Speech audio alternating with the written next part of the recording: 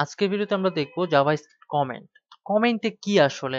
আমরা কিন্তু কমেন্ট নিয়ে কিন্তু আমরা জানি, তাই না? তো আমরা যদি HTML CSS যদি আমরা কমপ্লিট করে আসি অবশ্যই কিন্তু আমরা জানি যে কমেন্ট কিসের জন্য করা হয় বা কমেন্ট কিভাবে কাজ করে, তাই তো? তো জাভাস্ক্রিপ্টে কমেন্ট করার জন্য ডাবল ফরওয়ার্ড স্ল্যাশ ইউজ করলে সেটা কমেন্ট হয়ে যায়। ওকে? তো তারপরে বলি কমেন্ট কেন? শুধুমাত্র যে আমরা একটা আ স্টেটমেন্ট বা আমরা একটা লাইনকে হাইড করছি বা আমরা কয়েকটা লাইনকে হাইড করছি বিষয়টা আসলে শুধুমাত্র এখানেই কিন্তু সীমাবদ্ধ নয়।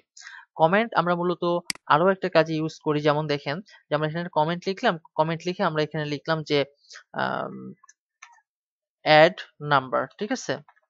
জাস্ট এখানে আমরা একটা এড নাম্বার আমরা এখানে দিলাম। ঠিক আছে? তো আমরা এখানে এই কমেন্টটা লেখার মানে হচ্ছে যে আমি একজন প্রোগ্রামার বা আমি একজন কোডার। আমি যে কোডটা লিখেছি আমার কোডটা যেন অন্য আরেকজন কোডার বা অন্য আরেকজন প্রোগ্রামার এটা যেন সহজে বুঝতে পারে যে আমি আসলে এখানে কি করেছি। ঠিক আছে? তো মূলত এই কারণেই জাভাস্ক্রিপ্ট কমেন্টটাকে ইউজ করা হয়। ঠিক আছে? এবং অন্যান্য যেমন HTML, CSS ও কিন্তু আমরা বিভিন্ন ধরনের কমেন্ট লিখি যেন আমরা কি কাজ করছি সেটার একটা ছোট্ট করে আমরা একটা সামারি দিতে পারি। ঠিক আছে? সবাই ভালো থাকবেন।